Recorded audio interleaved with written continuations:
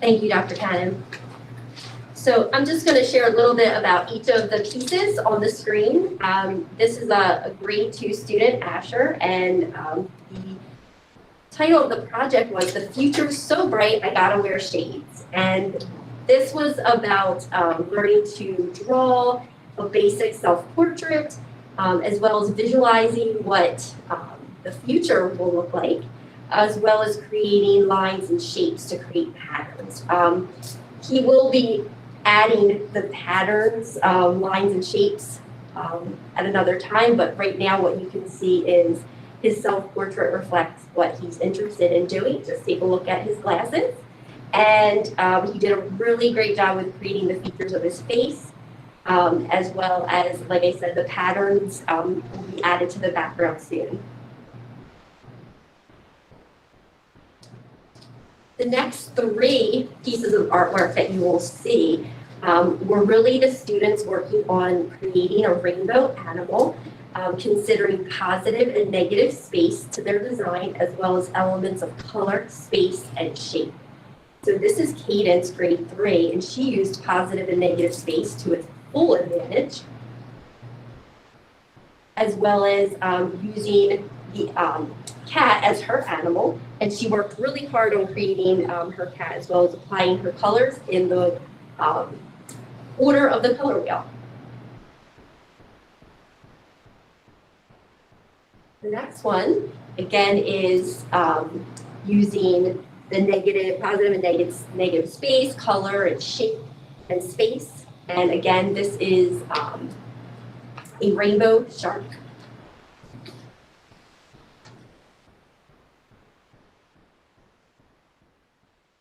Our next one is a rainbow owl. Again, same learning targets, but this time we are featuring an owl, and this is by Peyton, grade 3.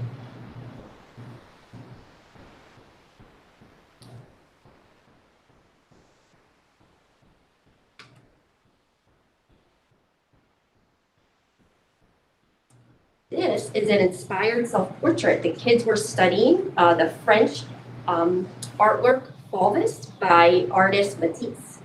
And again, this was drawing a basic self-portrait and using color in an unexpected, expressive way. So Gavin really practiced drawing his self-portrait before arriving at this very expressive self-portrait. He worked hard on the features of the face. And again, they were learning about Fauvist work of the French artist Matisse. And they were encouraged to use color in a very free, unexpected way.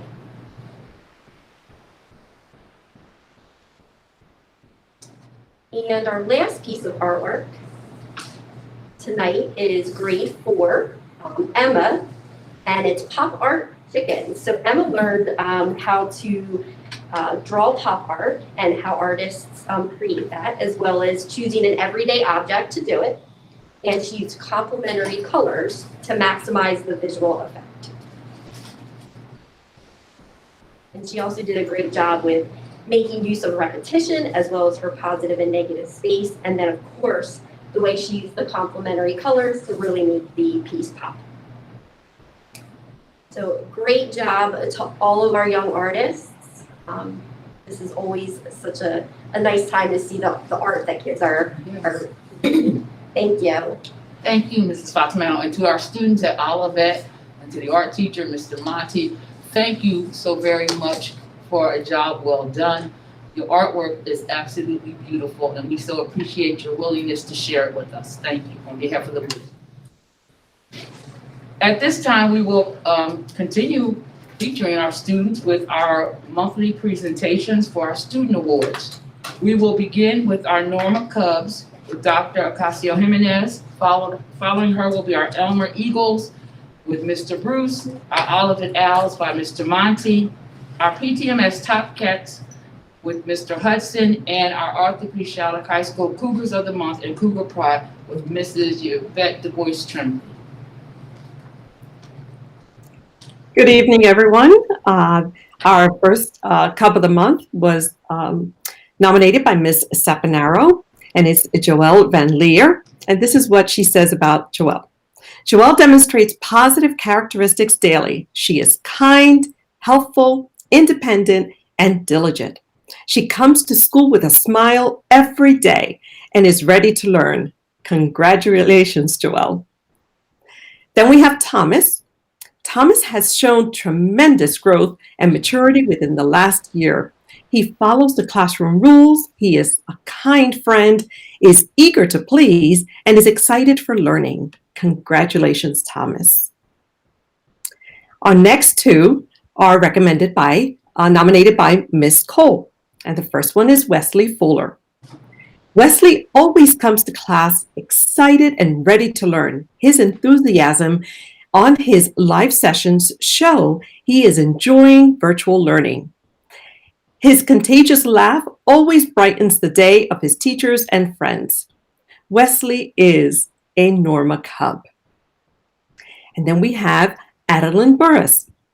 Adeline is always excited when completing her assignments on Seesaw. She attends her live meetings daily and is always ready to contribute to the class discussions. Her confidence is building each day, and her personality is blossoming as the school year progresses. She is a great example of a Norma Cub.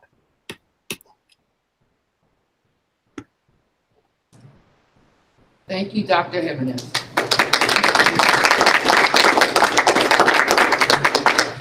Mr. Bruce. Hi, good evening, everyone. It is my great pleasure to introduce to you our Eagles of the Month. We always end our morning announcements with saying, character is what you say or do when no one else is looking. Make it a great day or not. The choice is yours, and to remember to show your pride. And at Elmer, pride is always on our side. So, nominated by Miss Noor, we have our Elmer Eagle for kindergarten, Mia Hetzel. Followed by, also nominated by Miss Noor, our Elmer Eagle for kindergarten, James Hibbard. And moving on to our first grade Eagle, nominated by Mrs. Tallarico, we have Brooke Battersby. And then also nominated by Mrs. Tallarico, we have Richard Carapucci. I'm proud of our Elmer Eagles and congratulations. A job well done, everyone. Thank you, Mr. Lee.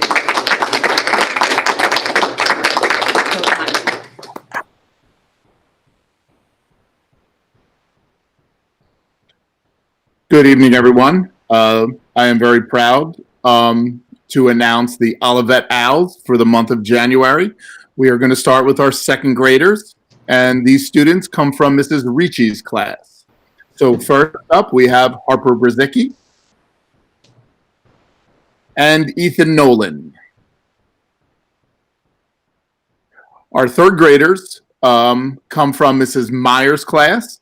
So first up, we have Juliana Easterwood and Ryan Schneider. And finally, our fourth grade owls. Our fourth graders are coming from Miss Everline's class. We have Sophia Bruner and Dylan Benavidez. So those are the Olivet Owls for the month of January. Congratulations, boys and girls, and thank you for being wonderful role models for the other students.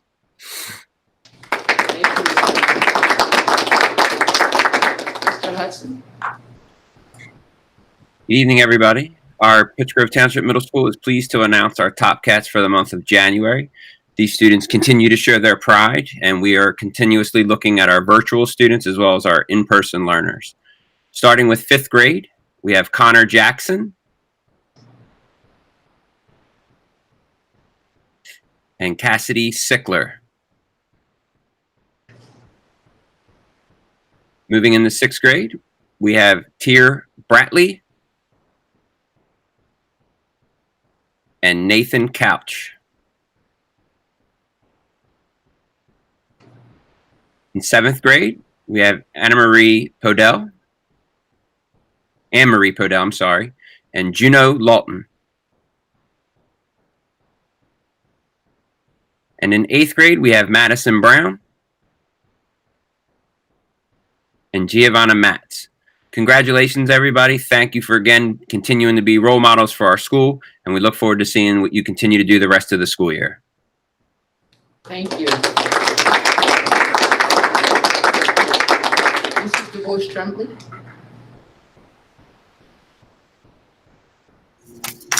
Good evening. It is my honor and privilege to share with you this evening our Senior Cougars of the Month for the month of January. I would like to start by introducing Ms. Nicole Cullis, and I'd like to take this opportunity as well to read a brief biography about Nicole and her accomplishments during her 4 years here at Shalleck High School. Nicole Cullis is the daughter of George and Carol Cullis of Vineland.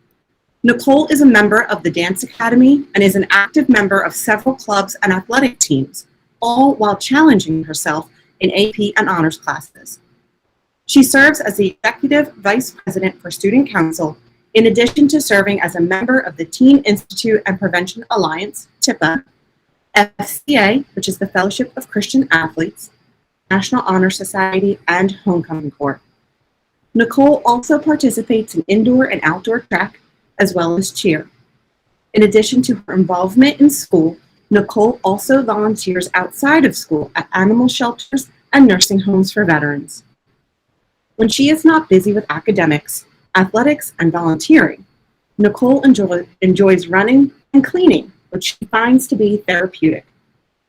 After graduation, Nicole plans to attend the University of the Sciences in Philadelphia and majoring in physical therapy, or Rowan College of South Jersey for nursing. After college, she plans to move to Florida, get married, and start a family. And the nomination for Nicole was written as follows. Nicole is a motivated and dedicated senior. She participates in numerous school sports and activities, all while succeeding academically. She builds strong, respectful relationships with her peers and teachers. As a dependable member of both the Dance Academy and cheer team, Nicole's talent shines on and off the stage. Nicole's determination and impressive character are evident, both in her classes and on the field. Ladies and gentlemen, Ms. Nicole Cullis.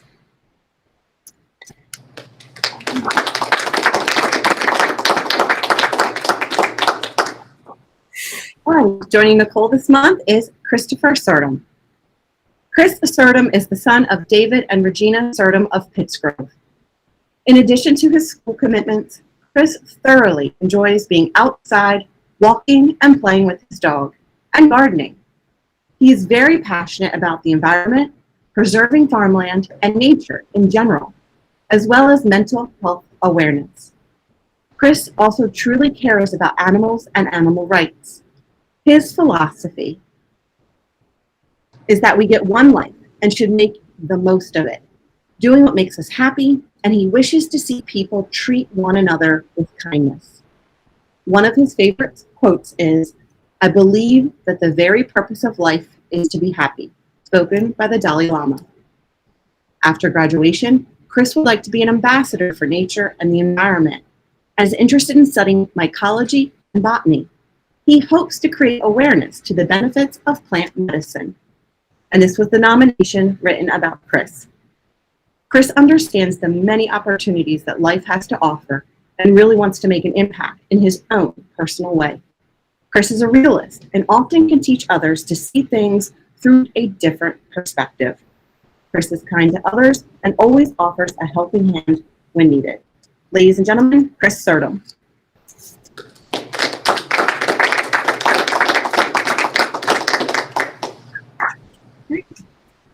And for our 11th grade Cougar Pride of the Month, I'd like to introduce Molly Jesperson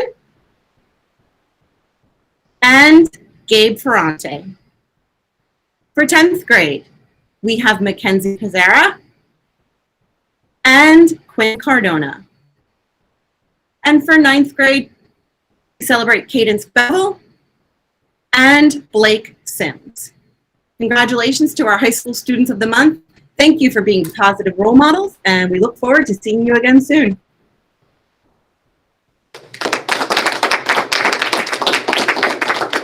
Thank you to all our student award recipients On behalf of the school board, we congratulate you and we want you to know how very proud we are of you, and to the parents and all those that support you and push you, we also salute you and thank you for your efforts as well. Again, congratulations to all of you.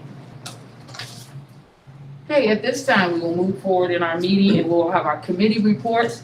We'll start with our operations subcommittee report by Mr. Hart. Thank you. At our committee meeting, we focused mainly on just a few items. One was the draft audit. Mr. Harris gave us his overview of the document, and most of our time was spent on the amounts in the capital reserve, maintenance reserve, and excess surplus sections. We also reviewed the shared service contract with Clinton Township. Mr. Harris explained that this expanded service for our preschool master teacher, and that we have the ability to do this, with a number of classrooms that a master teacher can serve for. We also got an update on the ESIP program. Mr. Harris updated us on where that stands, and that there are 2 main items still outstanding, but we are on course to finish that soon. We reviewed the common goals and inspection report. And then we got the COVID-19 update from the superintendent. Thank you, Mr. Hart. Are there any questions? Okay, at this time, I'll take a motion. Motion. Second. There's been motion and second. Any discussion? Okay, all in favor? Aye. Opposed? Abstentions, so moved. At this time, we'll have our committee report for our curriculum by Ms. Foster. Thank you. So Mrs. Fox Mano handled most of the meeting in talking about some staff professional development, although not much of it is taking place, obviously due to COVID. The majority of our meeting was spent talking about the new programs of studies booklet that was just finished for the high school. And I would just like to take a moment to thank Mrs. Fox Mano, who did an exceptional job in putting the programs of studies booklet together. There are some highlights that I do want to just discuss with everybody. The math requirements were changed from 4 to 3 years. College prep was removed, as well as some prerequisite grades from the honors and AP courses.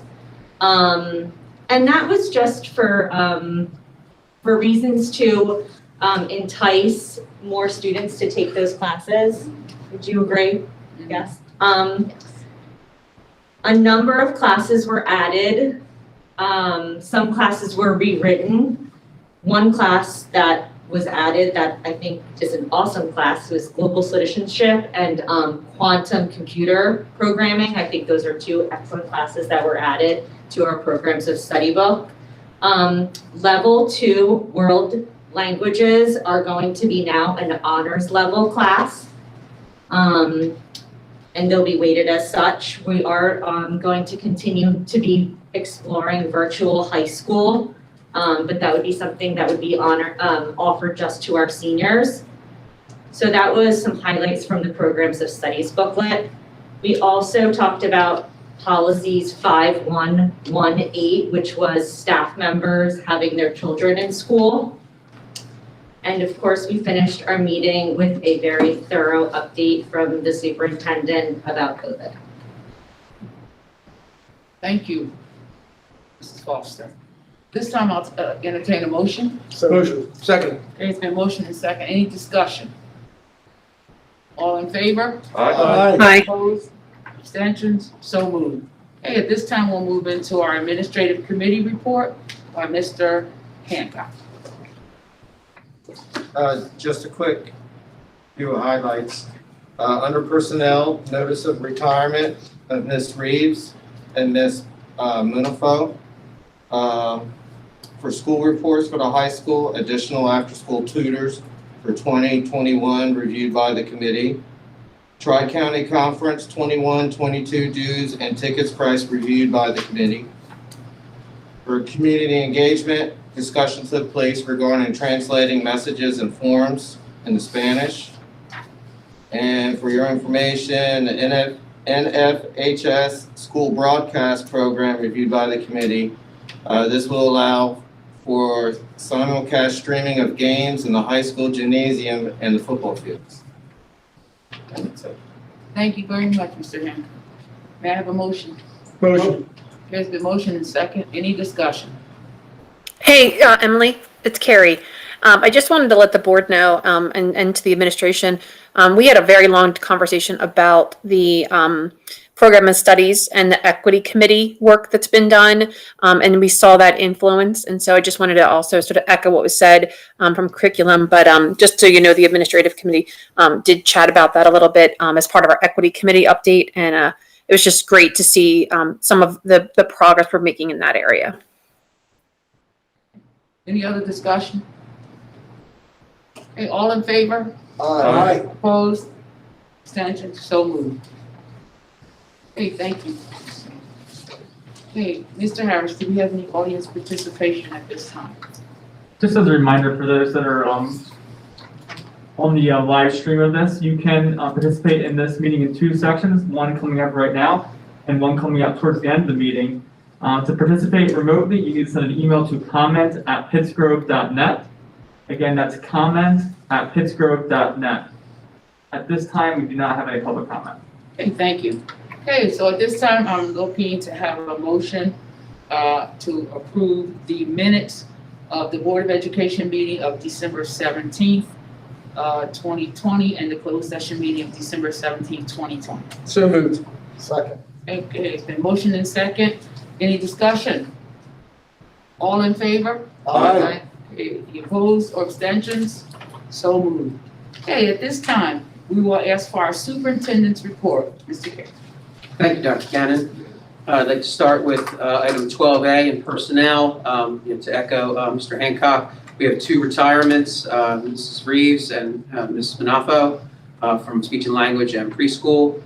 Also, some highlights from this, we will be recommending the approval of new job descriptions for the head transportation mechanic out of our transportation department, as well as asking for the approval of non-certified staff, Mr. Joshua Huff, to take over the position of transportation mechanic.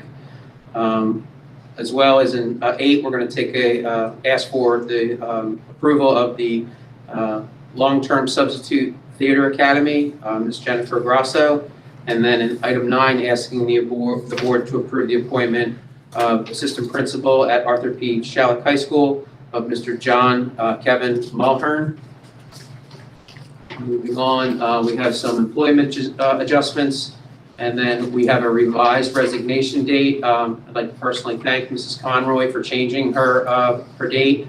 This is helping the middle school by allowing the continuation of services until the appropriate replacement is in place, so we don't have to do it with a substitute. So I want to commend her for that. In item B, we have the list of our fire and security drills. And then in item C, we have our approval of fundraisers. So at this time, I'd like to ask the board for a motion to approve 12A, items 1 through 11, item B, and item C. So moved. Second. Is there any discussion? Okay, roll call, Mr. Harris. Mrs. Foster, Yes. Mr. Hancock, Yes. Mr. Hardman, Yes. Mrs. Mullen, Yes. Mr. Ruiz, Yes. Mr. Wenzel, Yes. Mr. Wheaton, Yes. Mr. DiMatteo, Yes. Dr. Cannon. Yes. Motion carries. Okay. At this time, Mr. Carey will give us the school reports. Thank you, Dr. Cannon. In section A, Arthur P. Shalleck High School, asking for the approval of additional after-school tutoring. We're very happy to be kicking off the athletic season. We have included the boys in basketball schedules. And as Mr. Hancock mentioned, we're going to have the ability to live stream our games, which we're all very, very excited about. With that, we're approving our winter game workers, and then looking at our spring coaching appointments, and then our approval for our participation in the Tri-County Conference and membership dues and ticket prices. I'd like just to bring to the board's attention that we'll be continuing to have zero cost for our senior citizens and veterans that are active duty, which I'm very happy about. And then for Norma Elementary School in Section B, very excited about our garden grant application. Can't wait to, first of all, get to spring, and second of all, to see our little boys and girls at the preschool, doing some gardening and, getting into agriculture. I really think this is going to be a great grant moving forward. In Section 14, no report for special education. Section 15. At this time, we are going to take a motion for the report that Mr. Carey just gave us on the schools. Motion. Second. Okay, roll call, Mr. Harris.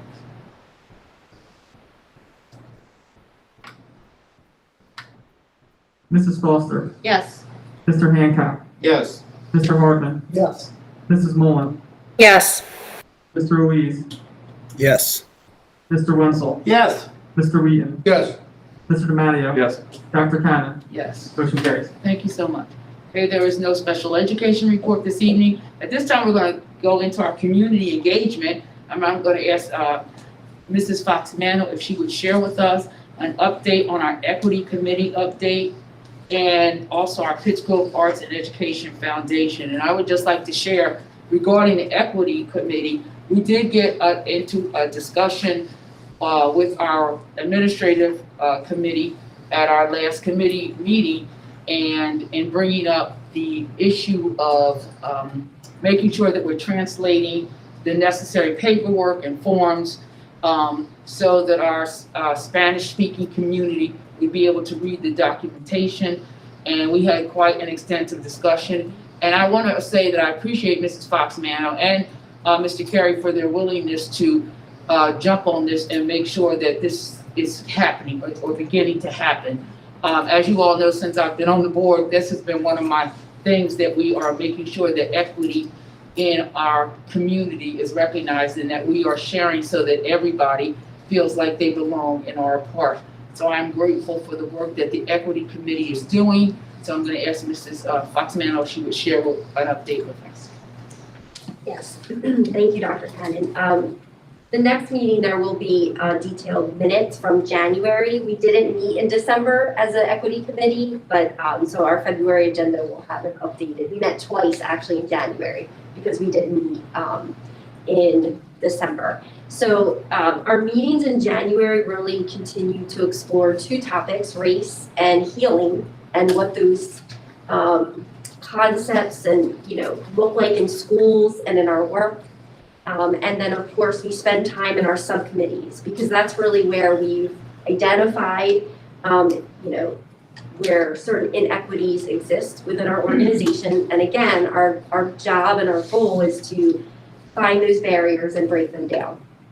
And so we spent time, again, in our subcommittees, which are connectedness, that committee started to explore, various layers of, engagement in our community, who's engaged, who isn't, why, looking at survey data from past years. Our curriculum committee, again, has been looking at both the explicit and implicit curriculum. So the things that are outwardly taught, but the things that are taught that isn't in the actual curriculum document, right? Things that are taught in school, more of that implicit. Our representation group explored a lot of data. For example, I can tell you that with our economically disadvantaged population, we should have 18% of our kids represented in AP and honors courses. We currently have 11%. So when you look at disproportionality, and that's what we explored, what it's doing is allowing us to really look at where we are and set goals of where we need to be. And then our discipline group also looked at data and specifically was looking at, we see that a lot of males in our special education population have high discipline referral rates. So again, who's being disciplined, why, again, understanding why these things are happening and being able to, we talked about being proactive and interactive instead of reactive. So January was very busy. We talked about a lot of, like I said, race, healing, being proactive and interactive as a school instead of reactive, and that there are many layers to equity, and we are starting to peel them back. I am proud that we are, the programs of studies was a prime example right now. Looking at that with a lens of equity, it's time. It feels good to be able to do that because our kids deserve it and the community deserves it. So that's kind of where we are with equity at this point. We meet again February 10th, and we will continue to meet until the end of the school year. Thank you. Thank you. Any update on our Pittsgrove Arts and Education? Actually, Mr. Carey, myself, Jason Reagan, and Darren met today, and we just, talked a little bit about this organization and some strengths, some places where we want to improve. And our next meeting is February 3rd, I believe, and we're going to just kind of revisit, where we are as an organization, upcoming fundraisers. I know there were a lot of ideas thrown out, but which ones might we act on now in the spring, but also just, we talked a lot about community involvement and continuing to kind of look at, who we're engaging and who we're not, and how we can engage more of the community in this foundation. Very good, very good. Yeah. Unfinished business. Thank you, Mrs. Foxman, for both those reports. We appreciate your time and the effort that is being put forth. At this time, we'll have our unfinished business, which are COVID-19 update by Mr. Carey. Thank you, Dr. Cannon. Before I start, I would just like to just turn back to the Arts and Education Committee. I will be assuming the role as the Executive Director. I just want to really thank Mrs. Fox-Manno for taking the lead on that as there was a transition between superintendents.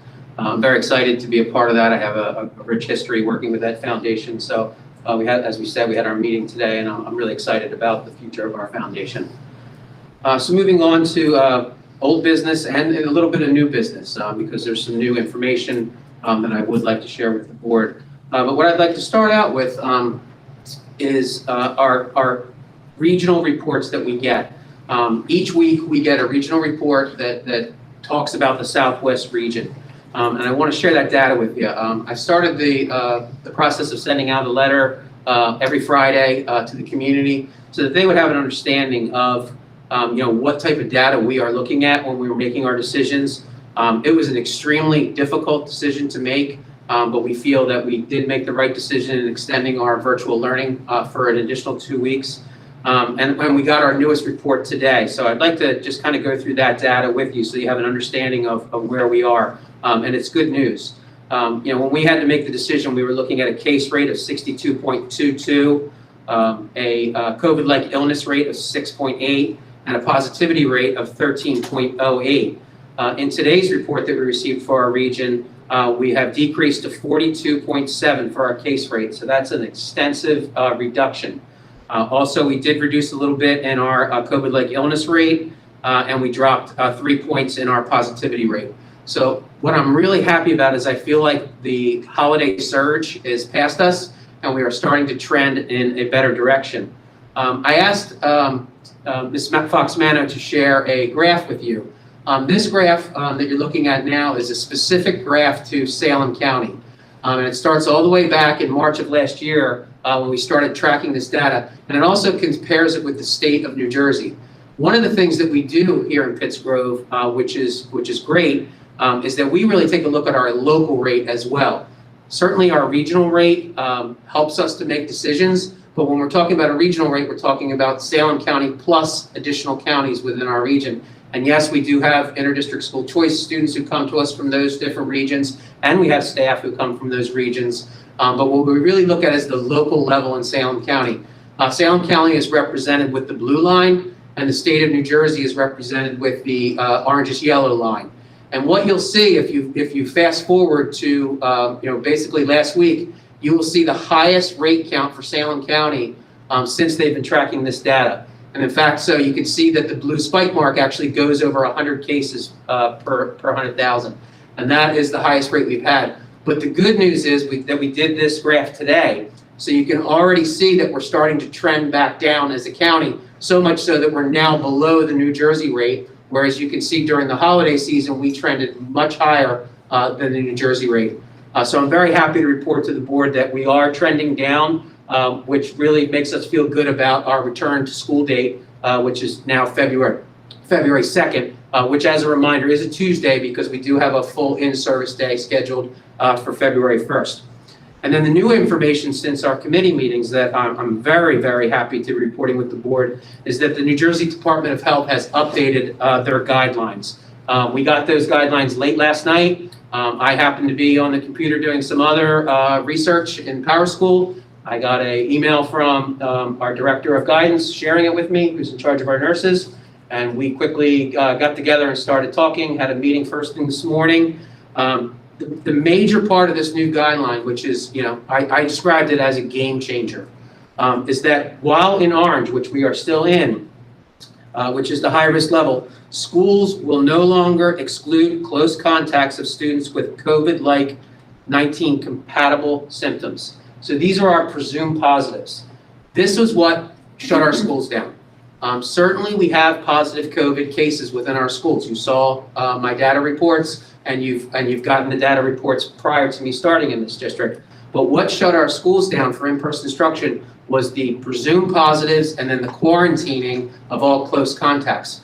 There were days where we were putting entire elementary classes out, and then when we would get the testing back, if the students' parents chose to test them, and anybody who's had a COVID test like I have, knows that it's very invasive. It's not a pleasant experience to get that test. So some parents choose not to have their young children tested, and then we have to quarantine for the full amount of time. That also affects all the other students in the classes. Under a hybrid schedule, we would have half a class out with the teacher, and then the other class coming in while the teacher was trying to do virtual. And I always go back to Mr. Monte. I remember him, when I was doing my visitations in December, he was actually, monitoring a class while the teacher was on the board virtually teaching. So we no longer have to do that. That is really a game changer for us because what that's going to allow our nurses to focus on is the positive COVID cases. Under the presumed positive, it only took one symptom under the comparable symptoms for COVID to trigger what would be considered a presumed positive. And then we had to act as if it was a positive until we were proved otherwise. And that was what was creating our in and out, kind of a yo-yo of quarantine. We are no longer going to have to do that. And that is going to allow us to open our schools on February 2nd. And I feel that it's going to be the momentum that we need to continue to progress with our plan, meaning that after a period of time, I don't want to give a specific time, but I'm thinking about a month, we'll be looking at moving into phase 2. And then as the data continues to show progression, which I think it will, we'll be looking at sometime in spring, getting back to what would be considered a full-time school schedule. So I'm really, really excited to be able to report this to the board and to the public because I know that it was, it was tough to get that letter. I understand that, to say, hey, we're going to have to extend the remote for 2 more weeks. And based on, the past, back to last year, I was part of this whole, situation in my former district. And if you recall, it was 2 weeks at a time. So, okay, we closed in March, then you got a notice in April, then you got a notice in mid-April and a notice, and that on and on. And I could see, the community or parents saying, here we go again. We're closing, we're going to remote for 2 weeks. Is it really 2 weeks or is it going to be, 6 months again? What I can say with great confidence tonight is that the data is trending in the direction that we hoped it would. And with these updates to the New Jersey Department of Health guidelines, it's really going to allow us to get our kids back in school and start to get to a point where we are back to what would be considered, will it ever be normal again? Probably not. But a normal school day, meaning that 5 days a week, full time, all our kids in, still social distancing the best we can, still wearing our face coverings, still following all the guidelines that are mandated by the Department of Health. And I'll be sending out more communications because I am going to be contradicting the thought on school attendance, meaning that obviously it's so important for your kids to be in school every day. But when we do get back to in-person instruction, it also is very important that you are monitoring your children and ensuring they don't have any of those symptoms before you send them to school. And then the last piece of that is that we still are required to offer the all remote option for our families. So if families are still apprehensive about sending their children back to school, which everybody has a different thought on this, I got communications from parents that were what would be considered dissenting opinions, and then others that were quite concurring in their thoughts about what we were doing as a district in regards to COVID-19. And this gives parents an option that if you're not comfortable sending your child back to school, you can still participate in the remote platform. So in closing, I am excited that I think that, I know that we're going to be back in school on February 2nd. And I think that's going to be very good news to a lot of our families and our community as a whole. So thank you for allowing me to share that information. Thank you, Mr. Curry, for the COVID-19 update. Okay, at this time, we'll go on with and have our curriculum and instruction from Mrs. Foxman. Thank you, Dr. Cannon. I would like to make a motion to approve number 17, letters A through C. So moved. Second. Okay, roll call, Mr. Harris. Mrs. Foster, Yes. Mr. Hancock, Yes. Mr. Hardman, Yes. Mrs. Mullen, Yes. Mr. Ruiz, Yes. Mr. Wenzel, Yes. Mr. Wheaton, Yes. Mr. DiMatteo, Yes. Dr. Cannon. Yes. Motion carried. Thank you. Okay, at this time, any unfinished business? Is there any unfinished business from anyone?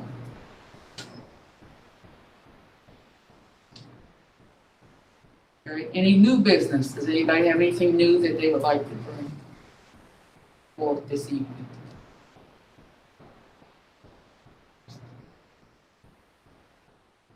Okay, at this time, we'll move on then, and we'll hear from Mr. Harris with our business and finance reports.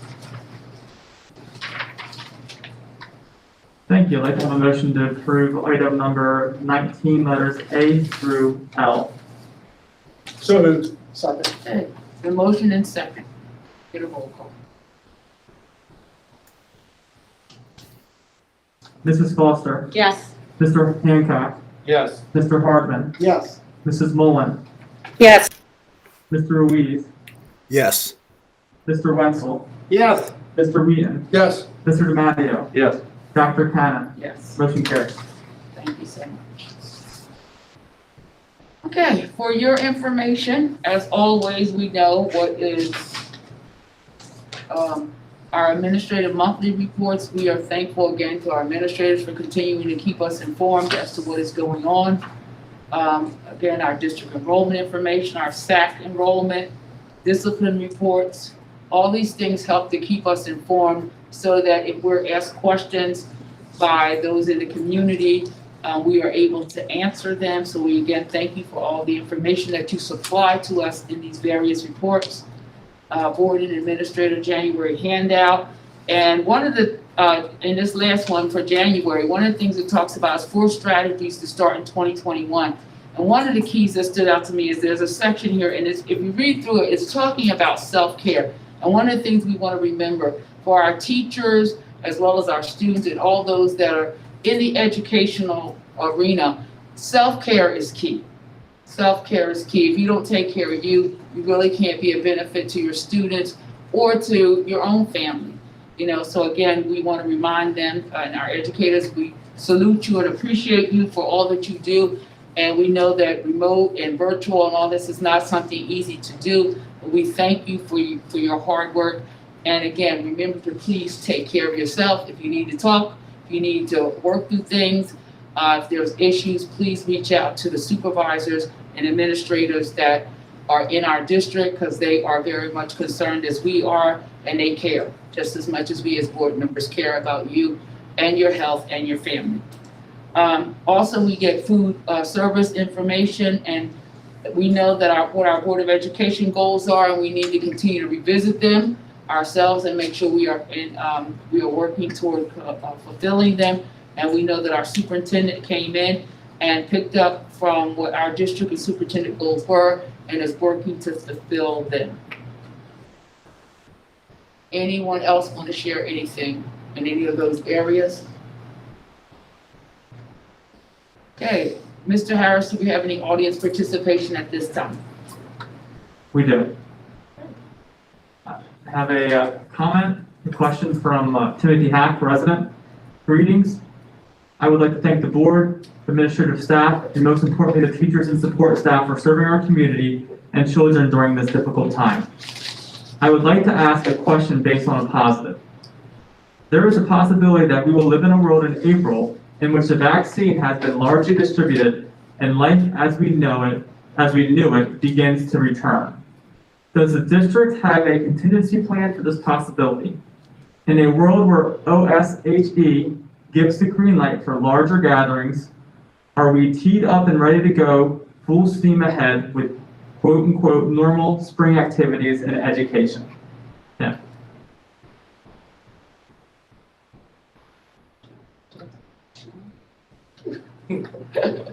Thank you, Dr. Cannon. I appreciate that question. It's an outstanding question, and the answer to that is yes, under the appropriate circumstances. We review our COVID-19 data on a daily basis, and we are constantly reviewing our road back to return to school plan. So in the event that we can return, and I think that in my COVID report I did answer a little bit about that, but I just want to reiterate that we are ready to go as soon as we are able to. That date now is February 2nd, and our hope is to continue to have more in-person instruction as we move forward, and to quote our outstanding question, to tee it up for the spring and get back to some normal activities. So thank you for that question. Thank you, Mr. Hack. And again, I'd just like to reiterate that we do support the fact that we hope to one day all get back to a semblance of what we know as normal in our educational realm. But again, our mind is always set to on making sure that everyone is safe. Our students, our children, our teachers, and our families. But again, we do all, I believe, hope and pray that by April, that maybe we'll all be able to get back to some nice spring activities and get outside and again be able to come together and just celebrate life again. Anything else, Mr. Harris? Was that the only one? There's no more. Okay, thank you so very much. Okay, we have no closed session. Anything for the good of the order?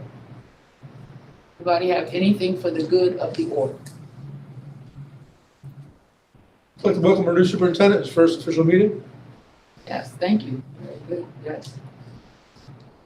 I'd like to welcome Mr. Ruiz to his first official meeting as a Pittsgrove Township School Board member. Thank you.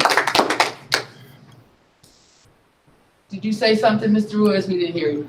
Yeah, next month I can actually be there in person, so hopefully, waiting for some negative tests here. Awesome, awesome. We hope everything will be negative as well. Absolutely. Anyone else? Okay, if not, can I get a motion to adjourn? Motion to adjourn. Second. Good motion to second. All in favor? Aye. Any opposed? So moved. Have a good night, everybody. To our community, thank you again, and be well. All right, we'll see you guys. We are still live. Take care. Thank you, Mrs. Mullen and Mr. Ruiz, for being online with us.